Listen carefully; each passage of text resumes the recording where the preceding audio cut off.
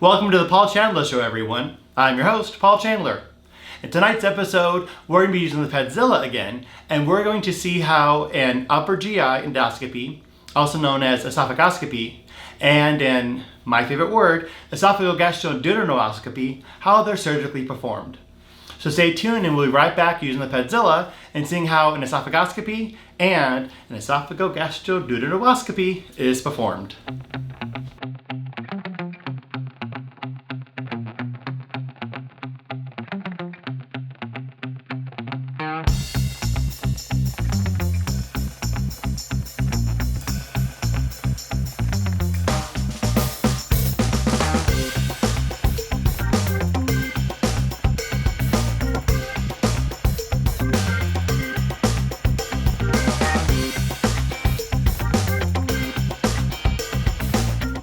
Welcome back, everyone. So in tonight's episode, we're going to be looking at how an esophagoscopy and the EGD, the esophagogastroduodenoscopy, how those are performed. And we're using the Pedzilla here to help us with some illustrations. So first of all, though, there's a few reasons why a patient would have an EGD performed. The patient has dysphagia, they have reflux, for example, acid reflux, and the patient is also experiencing some type of pain, whether it be like upper chest pain or pain in their stomach. And there's several things that we'll look at when we're checking inside. We'll look for inflammation, masses, polyps, and also possible ulcerations or ulcers in the tract. So when we're having an upper GI endoscopy performed, there's actually two different types. There's the esophagoscopy and the esophagogastroduodenoscopy, also known as an EGD, and that's probably why they call it EGD, because for one, it's probably a little difficult to spell esophagogastroduodenoscopy. Two, if you ever use like a dictation system, for example, like Dragon, or if you, for example, you have an iPhone, use Siri. And think about it, if you have an iPhone, because I'm an iPhone guy, and if you ask Siri or whatever product that you use, hey Siri, blah, blah, blah, and if you try to say the word esophagogastroduodenoscopy, you're probably going to get the weather in London or something like that, because it's not going to pick it up very well. So that's why we just going to call it EGD. So like I said, the two different types, the esophagoscopy and then the EGD. So the esophagoscopy is when the scope is either inserted in either the nasal cavity or the oral cavity, and the scope goes down the esophagus, and then with the phrase esophagoscopy, esophagus, oscopy for scope, the scope goes down the esophagus and it goes all the way down. It can enter the stomach, so it can pass through the anastomosis of the esophagus and the stomach. And the term anastomosis, that is when one part of a tubing ends, another part begins. So for example, the digestive system, it's one continuous tract. So the anastomosis of the esophagus and the stomach would be where the esophagus ends and the stomach begins. So if the patient's having an esophagoscopy performed, the scope go down the esophagus, it can say peekaboo, hello, it can go into the stomach, but it does not continue on. If the scope goes further on, then it would be the EGD concept of it. And then no matter if it's on the documentation side, the provider has two different options. They can either use what's called a flexible scope or a rigid scope.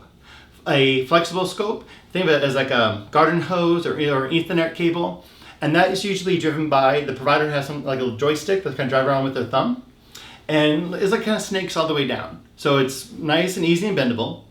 Or the provider can use a rigid scope, short, non-bendable, but most times they'll use the flexible scope going down, because I don't know about you, but I like my fact that my nostrils are the same size, and some people say I have a big mouth.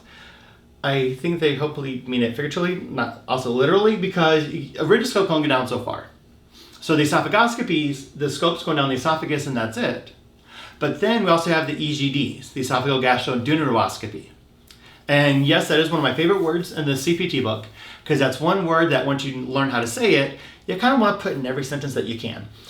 Or maybe that's just me. So with the term esophagogastroduodenoscopy, esophagus, gastro, stomach, duodenio for duodenum, and then oscopy.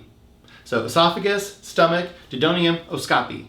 So at that point though, the scope is going to go through the oral cavity, because again, that goes back to the phrase that I don't know about you, but I like to have my nostrils be the same size. So if the scope is going farther down, especially into the stomach acids, it's going to be a little bit thicker, and that's why it has to go through the mouth.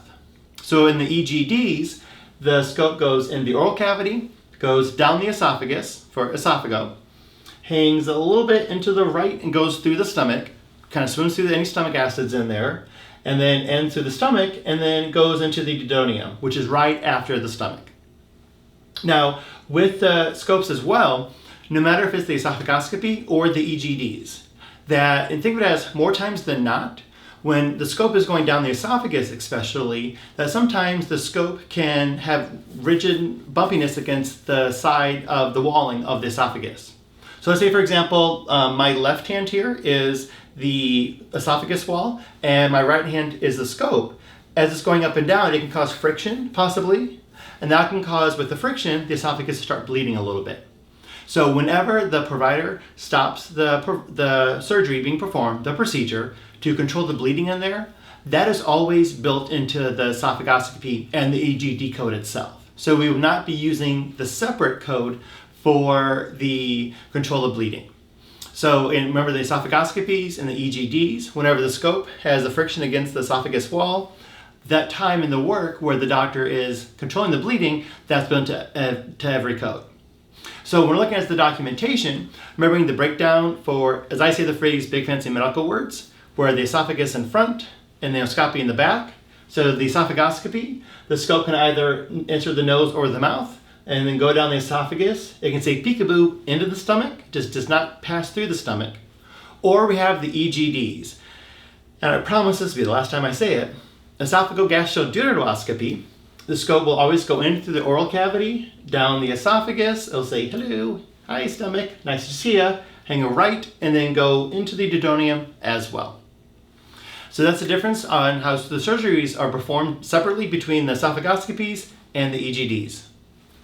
I thank you for watching this episode of the Paul Chandler Show, and have an awesome rest of your night.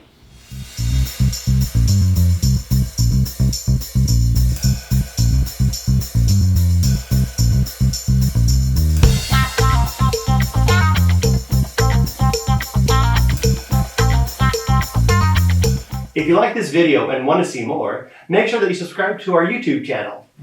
It's so easy. It's right there. A little button. Just push it. Subscribe. I got all night. Nothing else to do. Just subscribe.